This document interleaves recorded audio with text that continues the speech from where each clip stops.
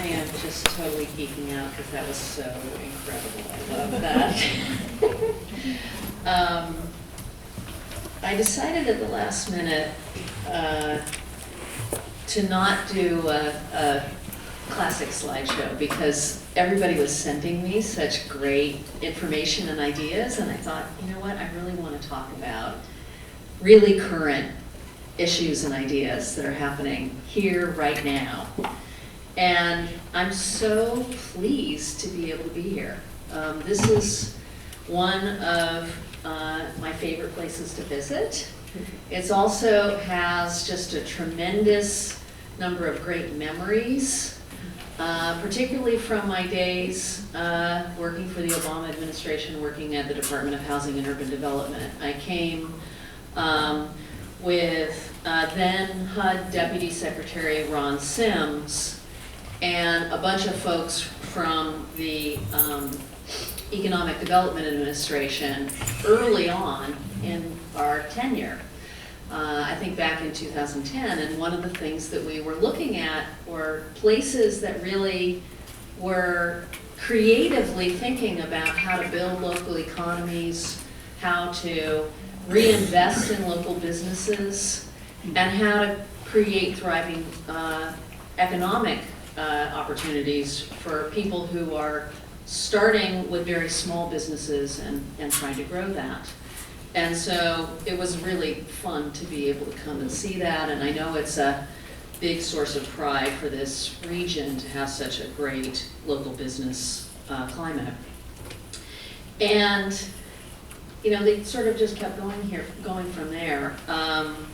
We were able to give a grant, one of the regional planning grants to CapCog, in part because of the excellence of the proposal that you all put together, led by Betty Voice. And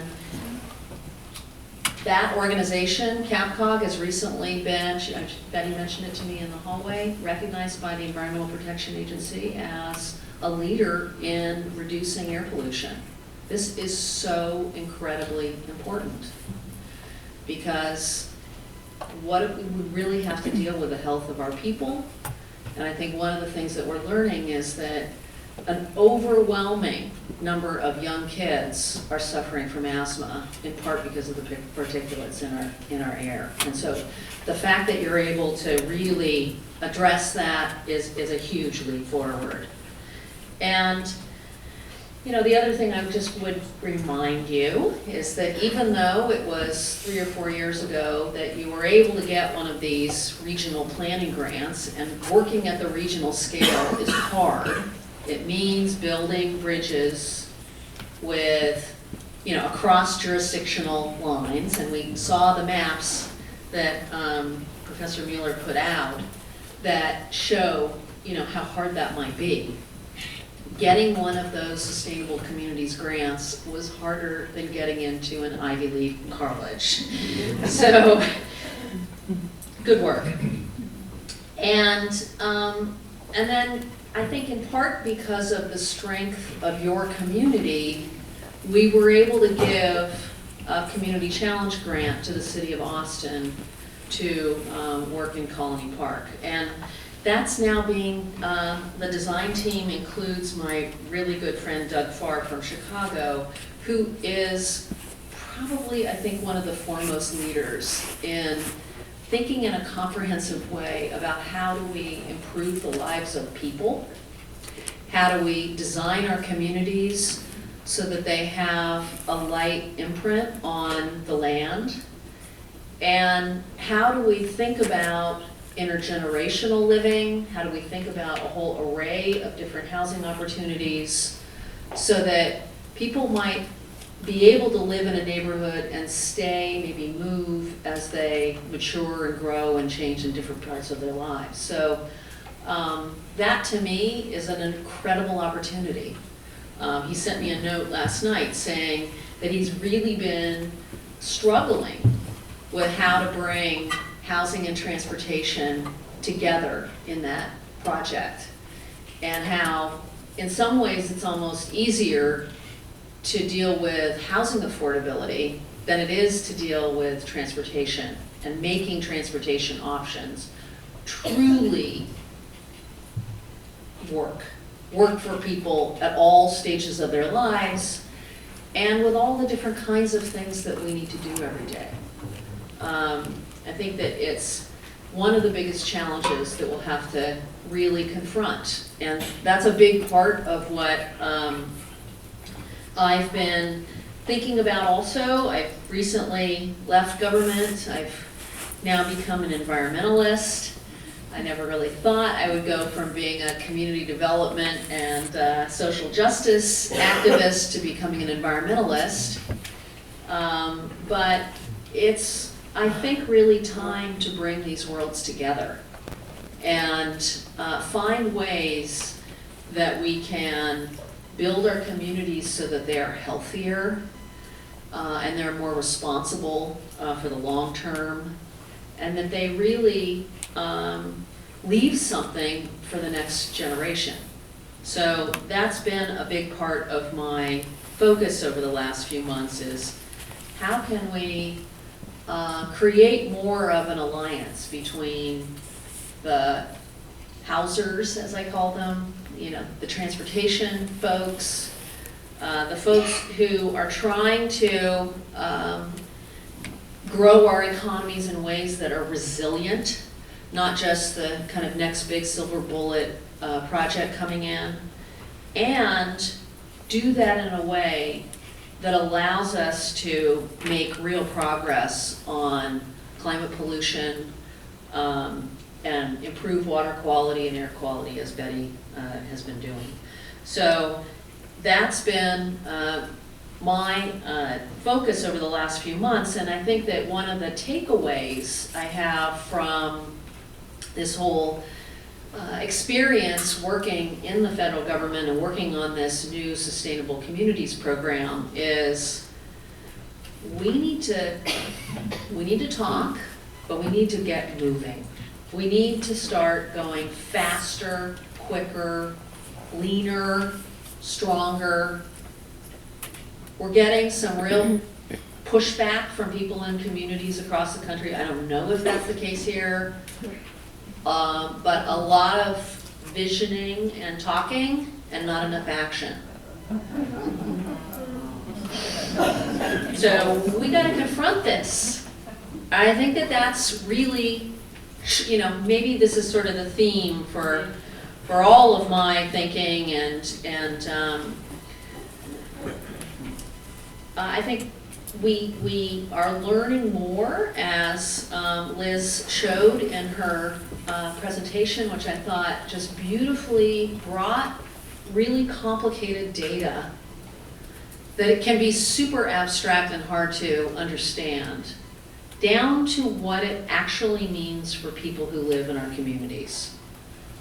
And I always kind of think about, you know, what's my measure of a livable and sustainable community?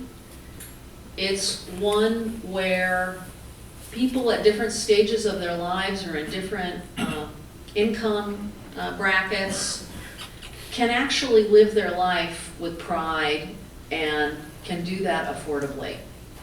So I think about, you know, the single mom who has to get their kids to maybe daycare and elementary school, and she then has to get to work, and she has to take care of all the errands that are necessary to keep her household going, and make that reverse trip going home every day, and do that in a way that gives her or leaves her some emotional room to be able to enjoy her kids and to be able to sleep at night. I know these are kind of qualitative measures, but this is a community, I think, that has such pride in the quality of life that you have created, and has such a love for the culture that you've created.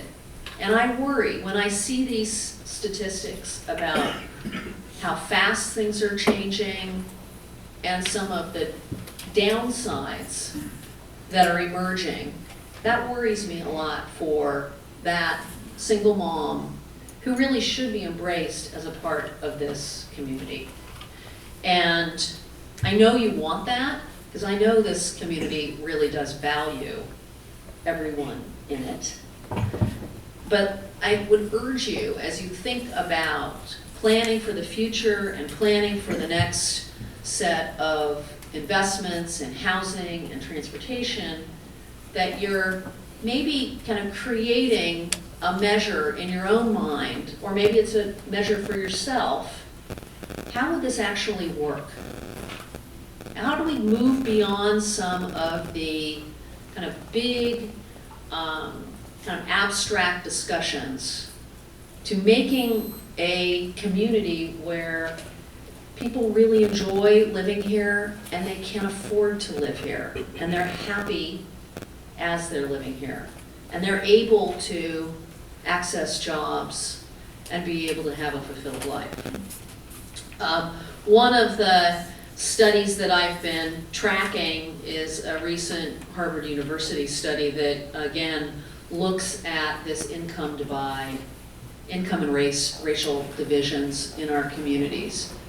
And it's starting to show that the places that rebounded from the recession the quickest were those that had less of an income divide and also had more extensive transit systems that connected people effectively from where they live to where they work.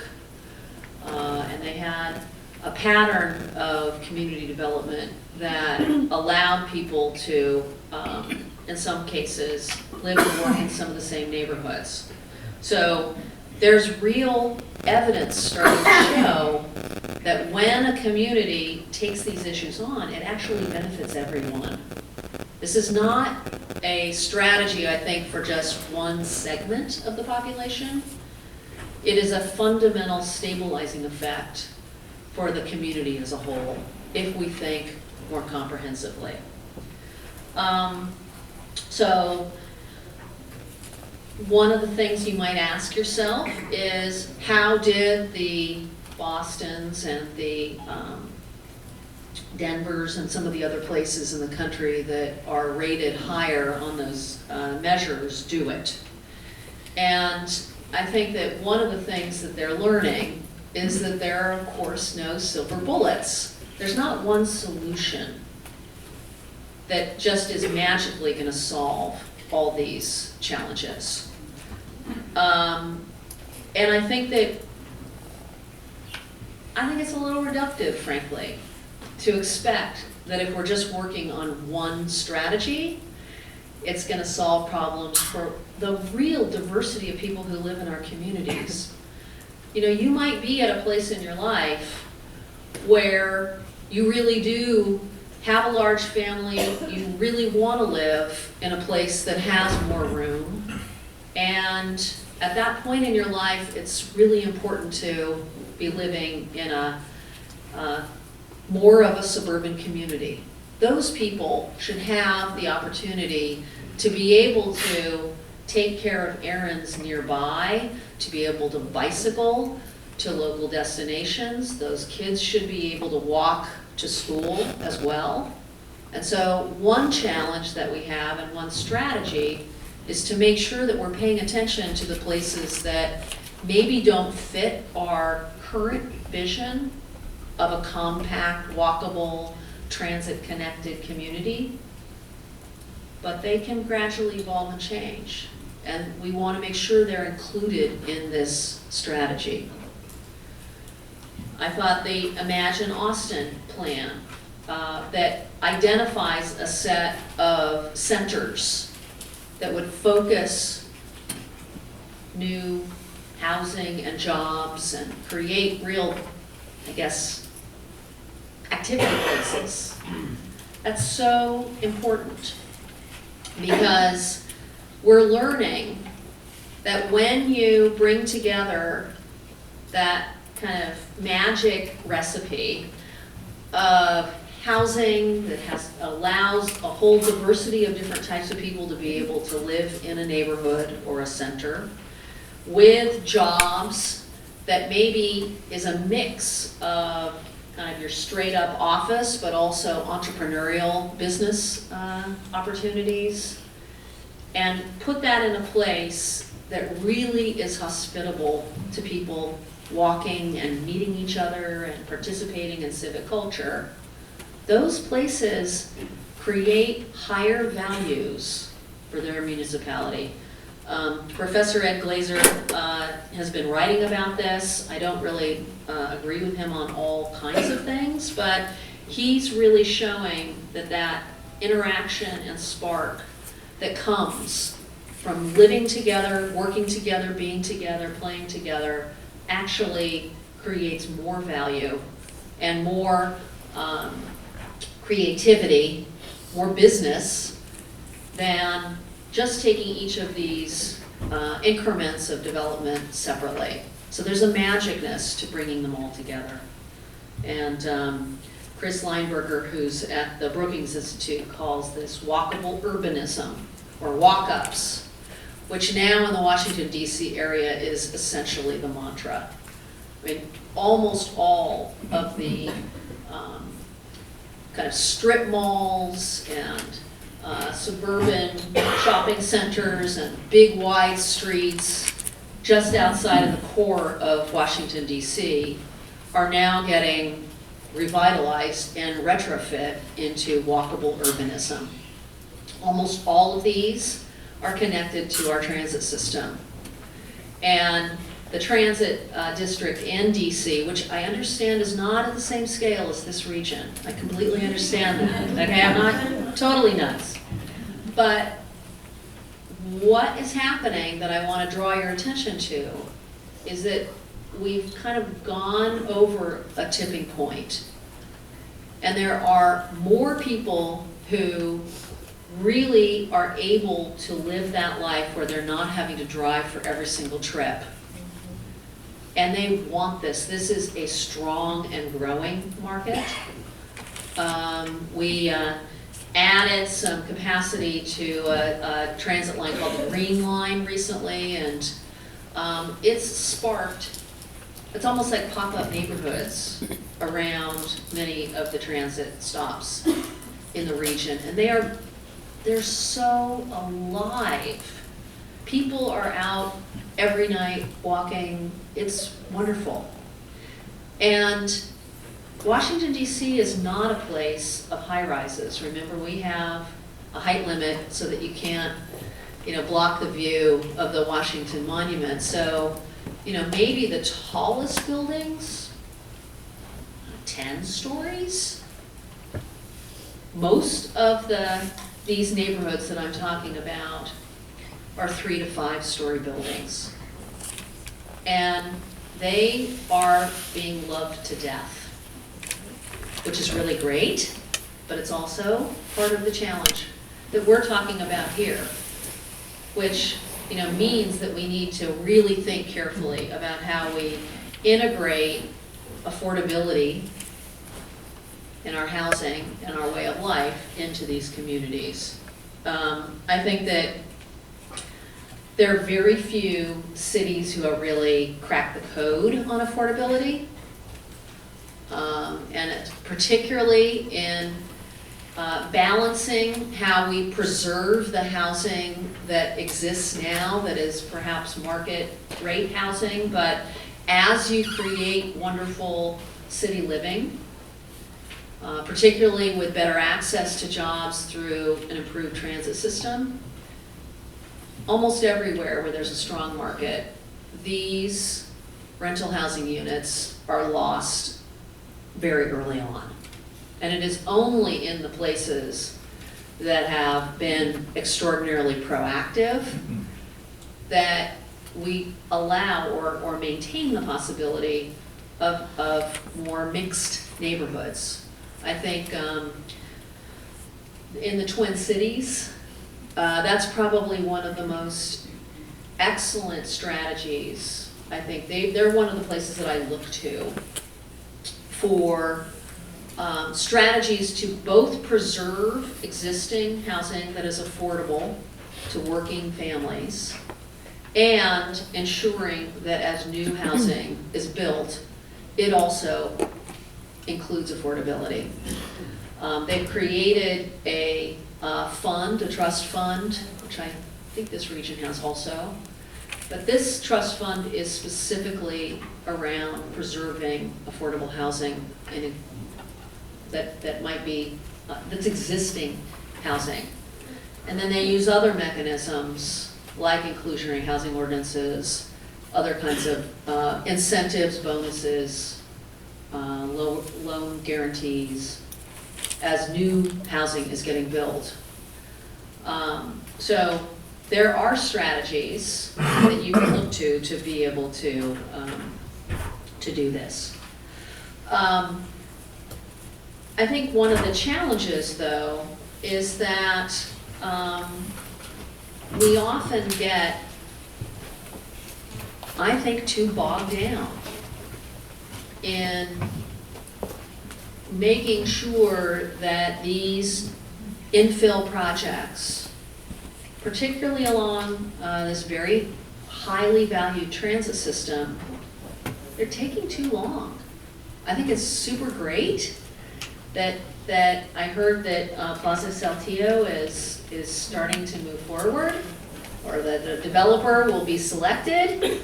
Rock on! 10 years is too long. That's Right. not okay, you guys. You have to speed it up. Because think about the people who need those opportunities. They need to be able to have the real option of saving the money that Liz raised and showed in her presentation. It's really critical. And so if you, again, put on the hat of the people who are living in your community, I think it should spur you to move more quickly. I also understand that there's a real opportunity to get going on the Central Line. Is it the Central Corridor, the Central Line? Central Corridor, okay. And, you know, you're coming in to this phase of transit building at a perfect time, because one of the reasons I went to Washington, I moved my family from the Bay Area to cold and yucky Washington, D.C. is that I wanted to really make a difference in this area of linking housing and transit together. And I was able to be part of the team that rewrote the guidelines for the New Starts program at the Federal Transit Administration. This, by the way, was the first time that housing and urban development had ever been invited to even be in a conversation with the Transit Administration. And so this, you know, the bar is very low in DC. But we worked it out. We had the most unbelievable conversations. And it kind of is just emblematic of how challenging this is, but at the same time, how rewarding it can be. So we met for almost a year to try and craft the new guidelines. The old guidelines essentially rewarded a transit agency to build a transit line that would just go quicker and faster. And that's in part why we ended up with a lot of transit lines down the middle of freeways or along routes that maybe ended up someplace interesting, but there was nothing in between. And the Central Corridor in the Twin Cities, which links downtown Minneapolis with downtown St. Paul, really almost it became the poster child of why the old standards of faster, and they called it cost effectiveness, why that system didn't work.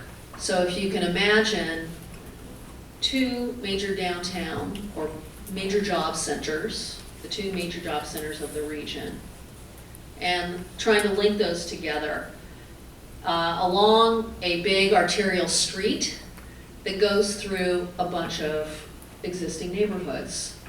Many of them, well, actually it also connects to the university, so it would be downtown Minneapolis, university, neighborhoods, and then downtown St. Paul. And when the transit planners submitted their application to the Federal Transit Administration, in order to meet this cost-effectiveness measure, they had to cut out 4 stations so that they could speed up the train. But the 4 stations were the stations in the low-income neighborhoods, and ultimately, cut out the people who needed access to jobs more than anything else. So this now has been flipped, and the criteria, I think very fortunately, says we need to be considering a broader array of outcomes from these major transit investments. First of all, we're broke, and we've got to be very, very careful about what we spend our money on in infrastructure.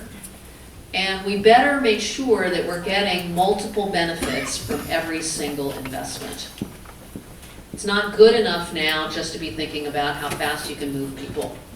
We've got to be thinking about how it generates economic development, how it addresses housing opportunities, how it lowers the cost of transportation expenditures for the people who live in those neighborhoods, and how does it address the needs of low-income populations.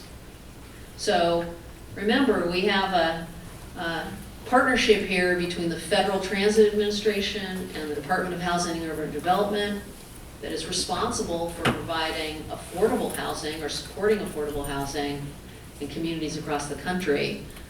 And they're realizing they also have to get a bigger bang for their buck.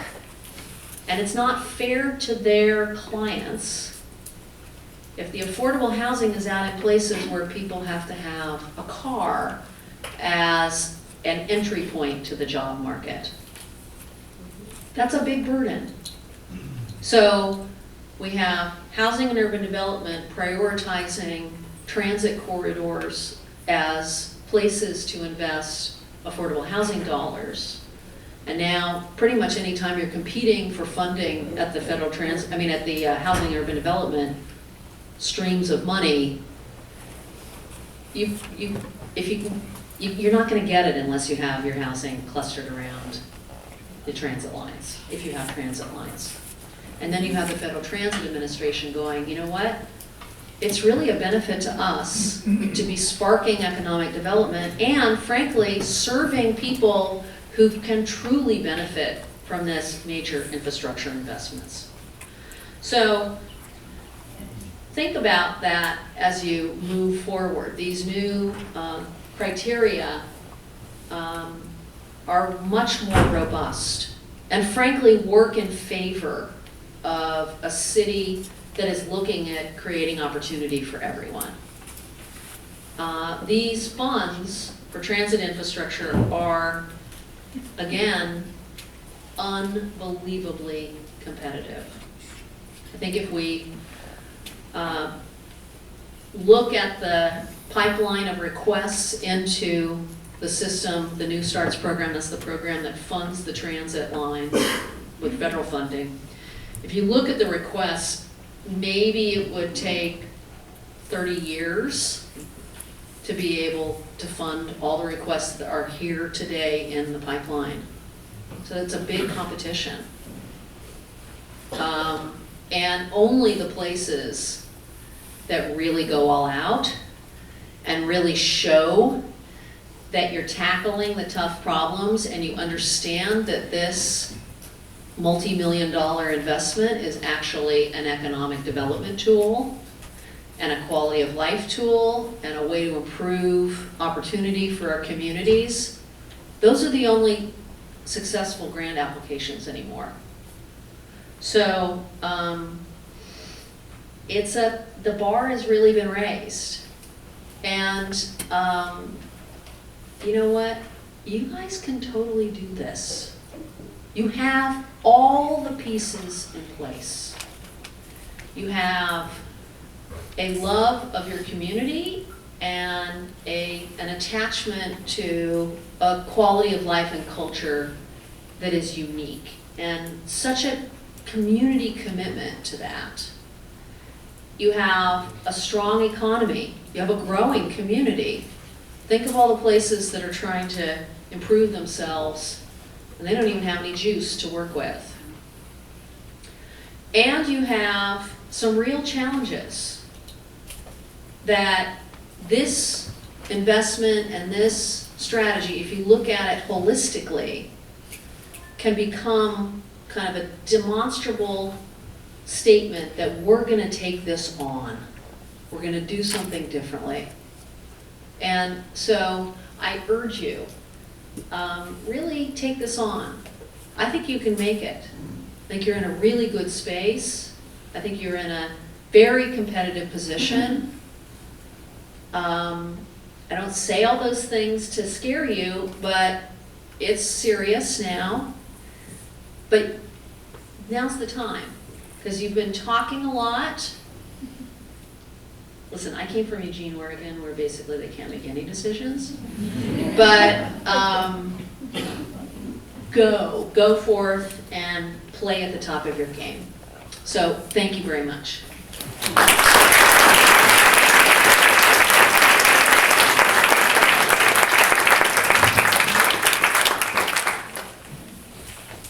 Anybody have any questions?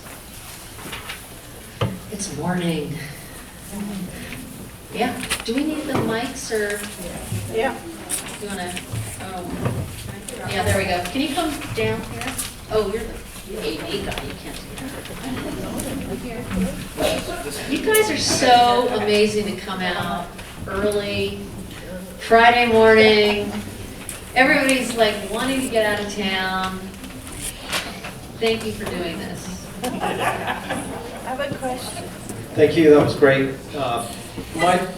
As I heard your talk and the one preceding it, the thing that occurs to me is, and I could be off base here, but I expect that many, if not everyone in this room is already basically an adherent to the same type of worldview, if you will, but at the same time, working at the, I don't work at the NPO, I'm on the technical advisory committee at the NPO, and looking at the cross-section of folks that are there that represent the broader Central Texas region, where many of these issues are arising, not just in the core of Central Austin. Right. The worldview there may be vastly different, and the thinking about how these pieces work together, and affordable housing, the role of transit, etc. So I'm just curious if you have any examples or best practices for how to broaden the audience for this type of discussion. Well, that's a really good question, because it's really fundamentally important. And this is where I really put my politics hat on and start thinking as an activist. And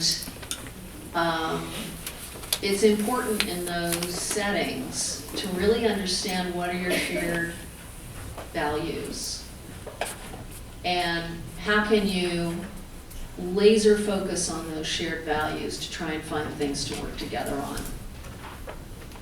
on. And yet, I would also argue, here I've been, a regionalist my whole life, and I do believe that the future of community, a central city like Austin, is dependent on the success or failure of surrounding communities. You still have to keep moving forward, even within the city of Austin. You actually, I think, do have some real allies in the region as a whole. And I think that finding some projects that you can do together that actually, you're gonna set aside whatever differences on those other issues, you're just gonna get this thing done, is a way of building that success. I was in, actually two of the places that I really thought were very impressive in this space were Salt Lake City, which, you know, now they have really embraced the region in a way that I don't think they had before. And now they're creating a regional investment fund for affordable housing near transit. And that fund will, yes, benefit the city of Salt Lake, but it also will go throughout the whole region. So that's created a coalition that I think didn't exist before. And little old Des Moines, Iowa, they came together around their water and the natural systems in their region that really were getting, you know, destroyed by major floods. And that became the glue that brought everybody together. And it's allowed a real conversation about where they build and what they build and how they build and how they get around. And it's like the kind of opening line in the conversation. Right here. Go. No, you're right here where the mic is. I loved what you said about visioning and visioning before and not doing. Austin has got that in spades, and we imagine and we dream and we plan, but anyway. My concern is that most of those exercises, and I have participated faithfully in them, are built around a predetermined outcome. They're just, people are pretty cynical about them at this point. They also foster more of the polarization that we have in our community. I don't know if this is a general thing in the country, but in Austin we seem to be so fond of sloganizing and separating ourselves into little factions. How can you balance public input and participation with timeliness and cohesion? That's like the zillion-dollar question, right? Well, you know, to some extent, it really, I mean, it's very corny, but you do have to have capable leaders who are able to keep things moving and keep their eye on the ball and keep going and not get kind of distracted by eddies. And sometimes it also, I think, really helps to do some leaner, quicker, faster projects to show progress. One of the things that I've been working on is in Los Angeles, which, you know, they're like the poster child for the auto-dominated culture. And their city plan calls for what they call mobility hubs. So it's like kind of a glorified transfer station, right? But they've recently the city's been approached by a grocery store chain from Mexico that wants to build little kiosks at these hubs where you can, you know, just get little groceries and take care of errands and kind of like a mini, I don't know. Yeah, but small, teeny, tiny, you know, like a magazine stand kind of thing. And they're gonna actually come in and pay for it. They're gonna do this all on spec. And that's sparked this just unbelievable energy to try and really, you know, how are we gonna get bikes into those places? How are we gonna, you know, think about how bike share and car share and other kinds of improvements get located next to these little kiosks. And how do we do this super fast, like with paint and small budgets, so that we can test it out? And I think finding a few projects that you can just do right away and show that you can do them is really helpful. Got a question back. Yeah. I know I'm too short to be seen. Where are you? I'm at the top of the stairs, and if I take the stairs, it'll hurt. We're in a wheelchair section. We got it. Hi, thank you very much. As a representative of the community of persons with disabilities, Yeah. I would like to announce so many achievements we've made in the city of Austin for inclusion of persons with disabilities in the community. Our transit system is 100% accessible to people with disabilities, which is a landmark here in the Austin area. Also, the University of Texas, when I was going here, didn't have lifts on their buses. Now they do. Right. Guess who was behind that one? The other thing is our city council being very proactive to the needs of our people and community with disabilities has put forth a 15-year-long process of visitability in building codes. One that the builders are fighting us on, but when you put basic accessibility features into new housing, then you find that the community of people with disabilities are more integrated into the community than segregated into our disability ghettos.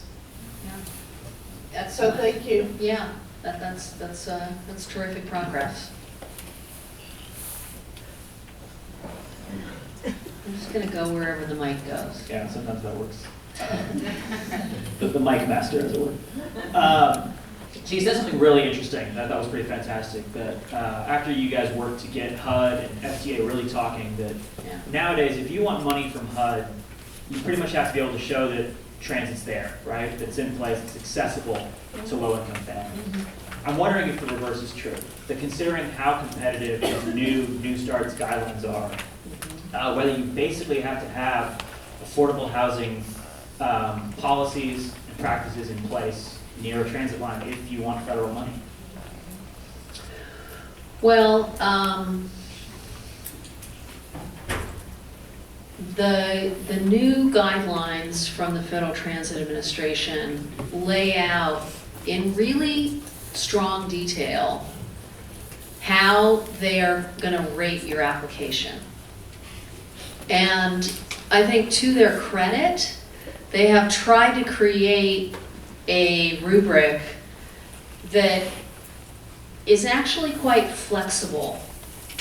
So you might score really well in one area and not so well in another area, but that might actually average out to a good enough score to continue to proceed into the process. And the reason I'm saying this is because I think there's been a bit of a misunderstanding that the guidelines are only about getting transit into neighborhoods that are new growth areas. We tried to create a system that rewarded reinvesting in existing communities or places that would, stimulate new infill development. The thing that has changed in Washington, at least, that I'm really proud of this. All these applications for any of these competitive funds, whether it's transportation or environment or housing or agriculture, now it's commerce, they are all reviewed by interagency teams. So you kind of can't snowball anybody. And so that, it requires a group like this, which really brings people from all kinds of different sectors together, to work together to put the best proposal forward. So I don't know if I would be as sort of black and white as you're saying, but yeah, it's a new day. Anybody on this side?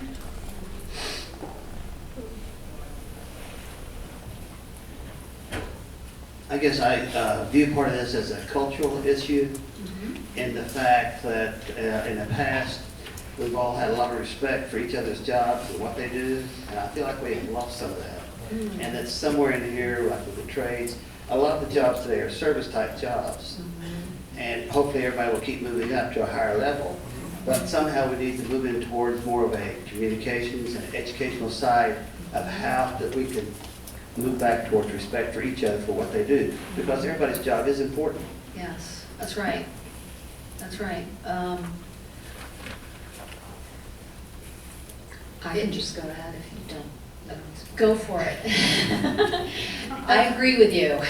I'm piggybacking on a couple of things that happened. You just mentioned in LA these sort of more organic, pop-up kiosks, and how do we get to a balance? And this is really, I'd love to hear if you have any examples or any thoughts or any encouragement for our city leaders between that and a highly regulatory environment. I'm certainly no libertarian, but I can think of several examples in Austin that have been organic like that have been wonderful and have provided people opportunities to make a living. Food trailers, food trucks is one. Right. Renting out your house short-term when the throngs of people come into town. And now those are both suddenly regulated and more hard to do and unnecessarily regulated, in my opinion. And I feel like with the whole housing and transit, we do the exact same thing. If you want to build affordable housing, there's a requirement that you talk to your neighbors and engage with your community and a number of things. But if you want to just come in and do market rate housing, no requirement for that. It seems like it should be the opposite way around. If you want to use our resources and hook into our plumbing system, engage with your community. And if you're going to bring us a community good, you should Make it have easier. Yeah, make it easier. And I'm a developer. I spent a year in site permit and just the regulations and the willingness to engage ad nauseum with the community is. I feel like I would love some examples of where you draw that line. Yep. Well, you're kind of right in the bullseye, so to speak. 10 years to get Plaza Saltillo to a place where you're offering it to a developer is too long. And it may be the most rockin', bells and whistles, totally cool development when it's built. But 10 years is too long.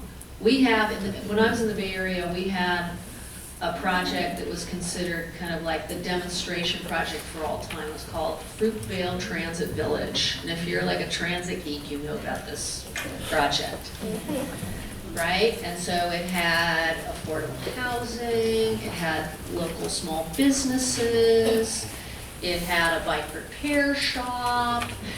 Before that was ever kind of considered, it had like a daycare and a community school project, and it was adjacent to kind of the historic Latino neighborhood, so it really was connected to the Hispanic culture of the Bay Area. It took 25 years to get that project done. It also took, I think, something like $50 million in subsidy. And I don't ever use that project as an example of a success anymore. Yeah, it's cool, but that is not what success should be like. So I do think you kind of have this opportunity to buckle down and really explore what is gonna help you expedite. So, City of Portland, one thing they do is that they actually have, you know, a limited period of time for comment and public engagement. And actually, the state requires an up or down vote on a proposal. I think it's within 27 days or something like that. It's not a perfect place, but it is a very, very beautiful city.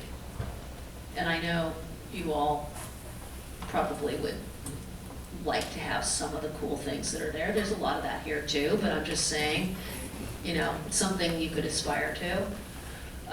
The other thing is that some cities and regions, Seattle recently did pre-clearance for a whole swath of neighborhoods that are connected by a planned transit line. And so they've planned for what kinds of land uses and activities and a general set of ideas about the mix of housing types, and they've talked about how the streets are going to be designed and what kind of public improvements will go into this area. And now they've done the environmental review for the whole area. They've done the analysis for this district in advance, so that now a developer is entitled to go in and get a permit for anything they can demonstrate is consistent with that plan. And you don't have that problem, which really slows things down, which is you're gonna have a fight about every single building that comes into a community. It kind of puts that discussion a little earlier. It's hard to do. It takes a lot of restraint. And, you know, the development community has to also honor what is in that plan. It's not just a free ride. But it's almost like, you know, setting the rules of the game early and then going forward with it. The South Lake Union neighborhood, which is kind of this extension north of downtown Seattle, is connected to downtown through a streetcar. It's become this amazing hub of biotech, offices, cool kind of arts community. It's got a whole range of different housing types, and 30% of the housing is affordable to people at between 60 and 80% of median income. And that technique was used in that neighborhood. It may not be analogous, but you know, something to kind of forensically look at. We'll time for one more question in the back. Councilmember Riley, I think Thanks. John, I really appreciate your comments about the importance of placing housing near transit. We've been pretty good here in Austin about recognizing that importance for some time through our smart housing program. But just lately, we've run into some friction as a result of standards coming down from the state level, particularly in regard to tax credit projects. And it relates to a competing priority, which is geographic distribution of affordable housing, Right. which we share at the local level. We don't want to concentrate all of our affordable housing in low-income areas. We want to make sure it's spread out. The problem we have is that some of our higher income areas don't have access to transit that's as good as we have in lower income areas. And so when you apply those state standards at the local level, what we find is that if we keep emphasizing, keep requiring good transit access, then we run the risk of losing out on those housing projects, which could as a result, could just go to the suburbs. And so I just wondered if you have had any experience in balancing these two competing priorities, and can you offer any thoughts as to how we might reconcile those priorities here? This is a really critical point. And I think that, you know, we had maybe over the last 5-10 years a lot of recognition about the housing transportation nexus, and there's some places that have recalibrated state requirements or point systems for affordable housing and receiving tax credits that weigh toward transit access. And the Twin Cities is dealing with this issue right now because their state housing finance agency went extremely toward prioritizing development around the transit system. But they're now trying to kind of moderate it a little bit by saying, if you have other kinds of amenities, like a school, parks, libraries, local services, that also helps shorten car trips, for instance. It may not be as powerful as being on a transit line, but it does provide benefits. And there are many families that deserve the opportunity to live in those high-income neighborhoods where, frankly, as we saw the maps, the highest performing schools are located. So, we should not be putting any shame on these families who want excellent educational opportunities for their kids. One of the things that the Twin Cities is looking at is some sort of balancing mechanism where maybe like 80% of the tax credits go to emerging transit lines and 20% go to locations that are in these high-income neighborhoods but have other compensating factors. So, any policy can be kind of blunt. So any way you can adjust it, I think, is important. Well, thank you very much.